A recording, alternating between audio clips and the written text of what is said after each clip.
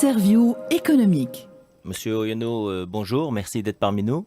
C'est moi qui vous remercie. Bien, bonjour. Vous êtes directeur adjoint de l'incubateur Koufania qui travaille dans le cadre du programme Ubuntu pour accompagner les startups tunisiennes qui souhaitent s'internationaliser en Afrique. Je voudrais savoir davantage sur cet incubateur Koufania. D'accord, merci. Alors, Koufania, c'est un incubateur qui est né depuis 2019. C'est un incubateur pour entrepreneurs internationaux en Tunisie. Ça veut dire qu'on travaille sur les deux volets. Premièrement, des entreprises tunisiennes qui ont la volonté d'aller explorer ou s'installer sur les marchés africains, sur le coup Afrique francophone, et également des Africains subsahariens qui sont présents sur le sol tunisien et qui ont vocation à mettre sur pied des entreprises ou des activités génératrices de revenus. Donc, Koufania, c'est un incubateur tunisien. Oui. Et le but, c'est d'accompagner les startups tunisiennes à s'internationaliser en Afrique.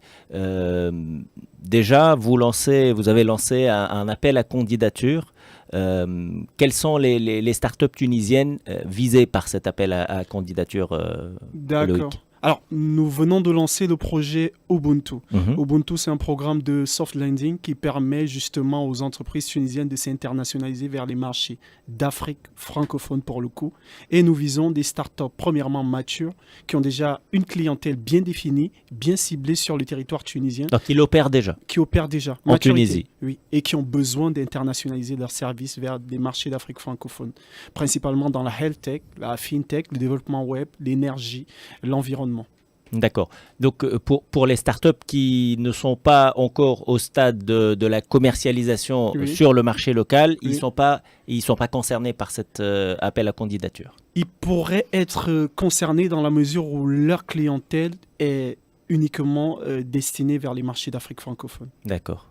D'accord. Vous avez cité entre parenthèses les secteurs visés par cet appel à candidature, la health tech, les fintech. Il y a d'autres secteurs visés, l'énergie par exemple. Énergie, on est multisectoriel, c'est-à-dire qu'on ne s'attaque pas uniquement à un secteur bien précis. La volonté est réellement d'aller vers les marchés d'Afrique francophone.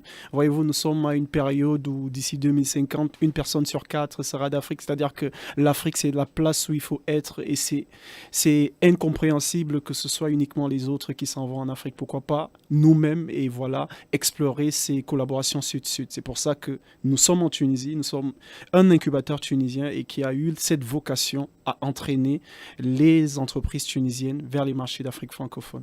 C'est tout un programme de 6 mois d'incubation avec des formations et des sensibilisations sur les marchés d'Afrique francophone, des coachings produits one-to-one avec des experts des différents marchés d'Afrique francophone, des différents incubateurs, des directeurs d'incubateurs des marchés de l'Afrique francophone, et voilà.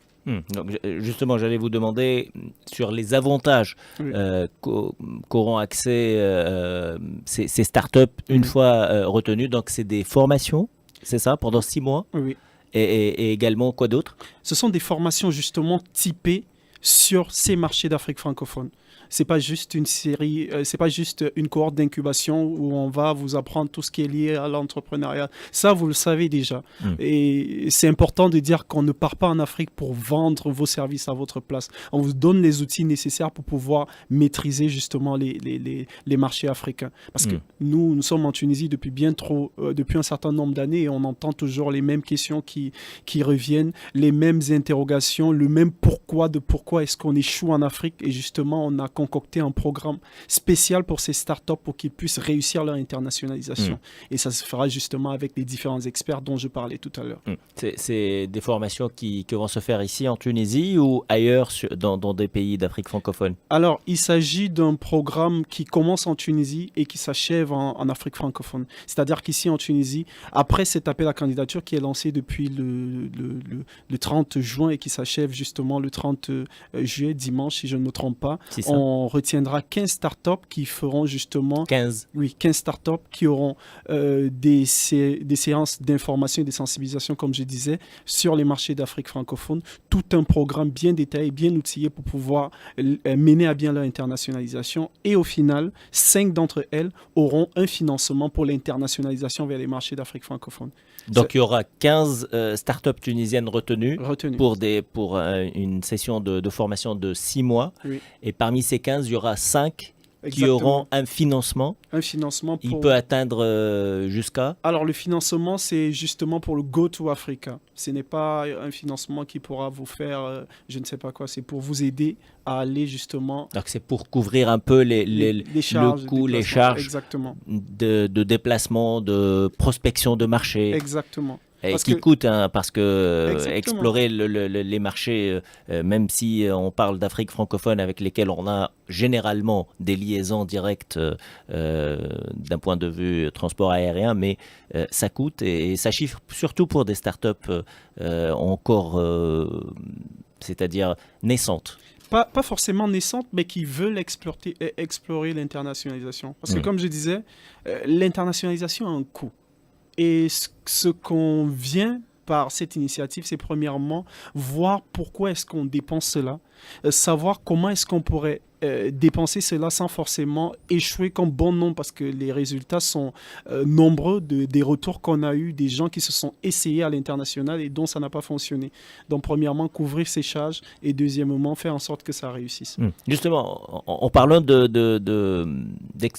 c'est-à-dire d'expériences qui ont échoué, quelles sont les raisons de cet échec lorsqu'on parle de l'internationalisation vers l'Afrique? C'est la On parle des startups tunisiennes. Là. Oui, je vais parler de la méconnaissance du terrain. C'est-à-dire qu'on s'en va en Afrique francophone sans réellement connaître, sans avoir la possibilité d'avoir une main-d'œuvre sûre sur le pays, sans avoir un réseau d'affaires solide sur le pays. C'est tout cet ensemble de raisons qui font en sorte que ça ne fonctionne pas. On s'en va découvrir les yeux fermés.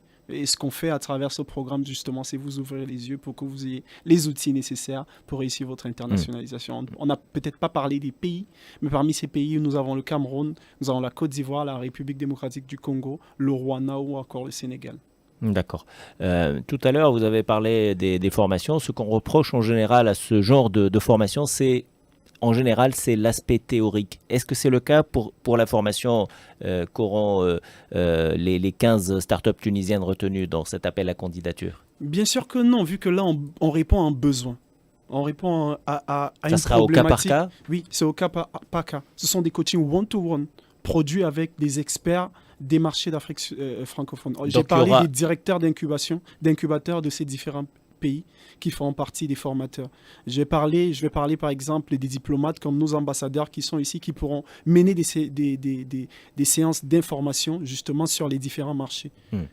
D'après vous, qu'est-ce qui pourra faciliter l'accès des startups tunisiennes vers à des marchés africains, francophones ou autres?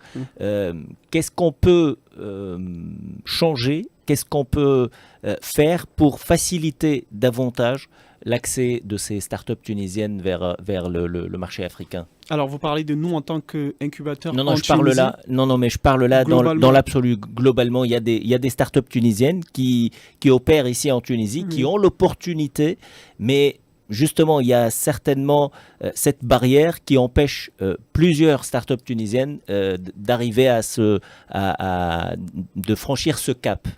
C'est comme j'ai dit tout à l'heure, c'est l'approche. C'est la méconnaissance du terrain. Vous ne pouvez pas arriver dans un marché où vous n'avez pas un réseau d'affaires qui est déjà établi. Vous ne pouvez pas arriver dans un marché où vous n'avez pas la possibilité d'avoir une main-d'œuvre de qualité. Vous ne pouvez pas arriver dans un marché où vous ne connaissez pas le marché cible. C'est aussi simple que cela. C'est-à-dire la méconnaissance du terrain.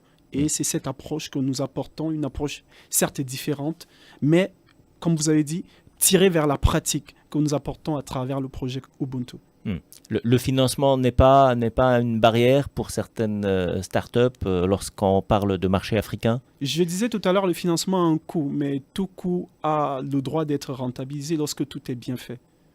Donc le financement ne sera jamais un coût si vous réfléchissez. Mais l'accès au financement, pour pour certaines startups, Oui. c'est pas évident justement d'avoir accès à des financements pour pouvoir couvrir des expériences, pour des expéditions, pour explorer des marchés aussi bien de l'Afrique francophone que anglophone d'ailleurs. Oui, forcément, le financement. Comme je dis, c'est pas vraiment un problème, mais ça fait partie des solutions à trouver pour pouvoir justement aller vers les marchés d'Afrique francophone. Et au-delà de ce projet, nous réfléchissons justement, les cartes sont sur la table pour l'ouverture d'un fonds d'investissement destiné uniquement aux startups tunisiennes qui ont la volonté de s'internationaliser vers les marchés d'Afrique francophone.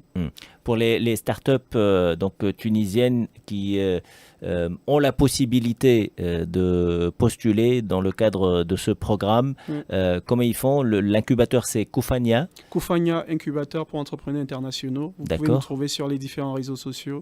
Il y a Facebook, LinkedIn majoritairement, et vous verrez le call for application qui y est. Koufania, donc هو اسم l'incubateur. Koufania, c'est Kufanya. Le programme اسمه Ubuntu. UBUNTU. إذا كان من اللي يسمعوا فينا دي ستارت ابور واللي يحبوا يمشيوا لافريقيا وموجودين ديجا في السوق المحليه في تونس وقاعدين يخدموا دونك سي دي ستارت اب ماتور كما كان يقول لويك اويونو ينجموا يشاركوا في هال ابل كانديداتور اللي يوفى نهار 30 جويليا دونك ديسي ديمونش او ديمونش 30 نهار لحد هذايا دونك الباب مفتوح قدام لي ستارت ابور تونيزيان تونيزيان تونيزيان اللي يحبوا يمشيوا في اتجاه الاسواق الافريقيه.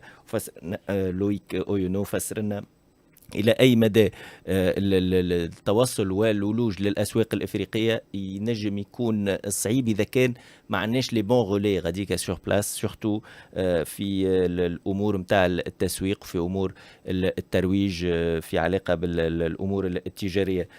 Monsieur Loïc Oyono, merci. Vous êtes directeur adjoint à Koufania, اللي هو l'incubateur qui lance le programme Ubuntu pour accompagner les startups tunisiennes qui souhaitent s'internationaliser en Afrique. Merci beaucoup. C'est moi qui vous remercie. راجعين بعد الموجز